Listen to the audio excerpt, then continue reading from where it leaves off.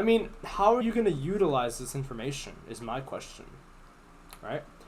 Um, I'm obviously you have the best intentions with this. I'm not questioning your, your efforts. It's of course you've done something, right? Where you're trying to actively get better, which I can respect. But like really what is your intention with this is my question. Are you really going into your next game and like is this really helping? Is my question. Because I've seen people do this. I've seen people make notes and you know, try to keep those notes in mind when they play the game, but like I feel as though it's overcomplicated and it's pointless clutter in your head. Maybe it works for you, I don't know, but like I'm pretty sure simplifying the game is going to be better than to try to complicate it by, like putting in your VOD review, skill shots need work. What even is that? That doesn't make any sense. Remember short cooldowns are short.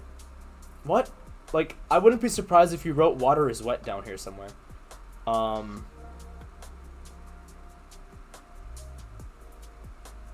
If you see, like, again, here's another example. If you see 10 plus minions and just dove opponent and see jungle, take plate.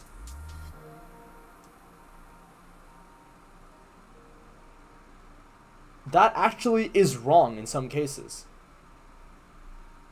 See, what you're doing here is you're writing down a statement, and now you're gonna follow that statement without context, and that's the issue, because many of these statements could actually be wrong to do. You don't just take a plate if you have like 10 plus minions, because you have to consider their summoner. You have to consider support timers. You have to consider their push power. So this could actually, in some case, now I'm not going to figure out, I'm not going to start investigating in what world will this be wrong and in what world will this be right. But I do see situations where this is actually bad. Right? And then again, like this one down here, don't leave for a roam if only 2 minions are attacking tower. What does that mean exactly? Don't leave for a roam if only 2 minions are attacking tower. That's not right, because you can still roam even if 2 minions are attacking a tower. Because if the next minion wave is a cannon wave, you can still take the roam. Because by the time that let's say the wave, the gank doesn't work or the roam doesn't work, you can still track back. You can still retreat from the play. And it doesn't matter because you have an incoming cannon. So this in itself is also wrong. Don't gank someone with 1/4 KD. Either on your team or enemy. This also can be wrong as well. If someone already is useless, no point in making them more useless. Well, okay, sure, that makes sense.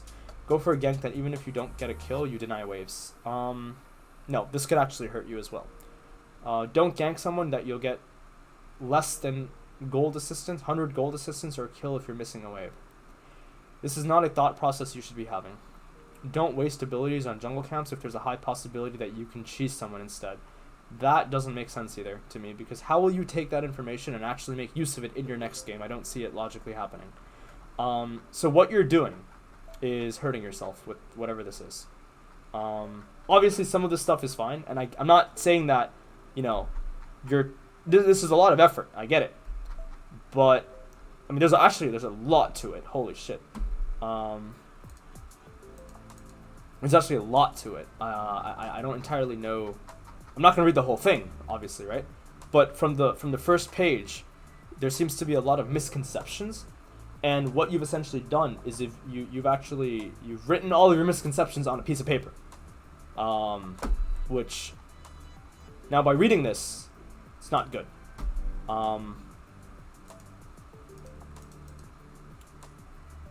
Darius versus Yone. Are you Darius or are you Yone? I'm not sure. Autoing minion wave instead of enemy champion. This isn't going to help you. Not thinning the wave before backing so wave crashes instead of freezing. This is good. Because this can be done. This concept can be replicated over and over and over again. So this line is actually going to be useful for you. Yes, it is a thought process that's logical. Hey, if I don't want this wave to crash, thinning before I base and then retaining the freeze is a logic. This you can replicate. But like the first point, like I don't understand. Click back when minion was about to die. This is also a mistake. Sometimes you don't do this because sometimes you need to, like, just watch my VODs. This is wrong. Missing minions when you're looking to trade on enemy that is nowhere close. I don't know what this means. But anyways, like there is just a lot of nonsense here that doesn't help you. You will retain. You will even if you were to fix this, you will still be in the same rank. Maybe you'll promote because like, maybe you'll do something right, but you're never gonna be good. I'm interested now, and I'm gonna keep reading a little bit more of it. This is whatever. Chovy analysis. Try to look at every decision I can see that Chovy makes in lane. The Chovy's making blah blah blah. So what do you think? So now this is the problem, right? If you look at a VOD and you ask yourself, what is this player thinking? Who's gonna answer? It's obviously gonna be you, right? Now the problem that you're having is that you can only know what you know, right? You can't know what you don't know. I mean, literally, it's just you just don't know it. And so watching your own VODs is very useless to do, especially if you're in silver or like even if you're like a random like I don't know plat player, diamond player. In some cases, even in master, certain people in masters don't have the ability to know what is right from wrong when they watch themselves play, and that's an issue. But here, when you're in silver, like yeah, this will actually hurt you. Now I don't know what this link exactly is, but I'm gonna click it. What do you think he's gonna do? Auto minion, then Q, auto minion, then Q, E the wave. See, like all of this stuff is really, and you have the video of the, okay, holy shit. So you're a very organized person, and I get that, but none of this shit is helping you. I'm just gonna tell you right now, this is all useless for you. Right? This is all pointless. Get killed lead and CS lead takeaway. If you ward raptors, look where enemy jungle goes. I mean, some of these points are obviously fine because they can translate to different games, right? But some of the surface level stuff is okay.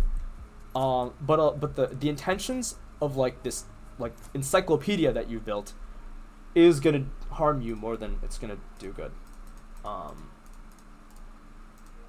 Right? Also, do not go over your own VODs. That's the point I'm getting at. By going over your own videos, you're not able to determine what is right from wrong. And so now you're essentially looping yourself in this weird like you're in a spiral of confusion because you don't know what is right from wrong and you're just under the assumption. So what you should do, right? And this is going to sound extremely harsh, and I apologize for being an asshole to you, but I'm trying to help you before you waste any more of your time.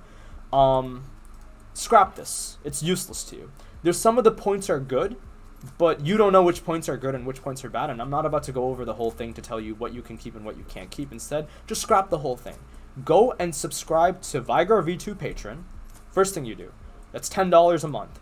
Watch my coaching content. Watch LS's old like mid lane stuff. While you do this, pick 2 champions and then get another coach who you can either get for free because you're in silver, or I guess I have coaches on my Discord too you can contact.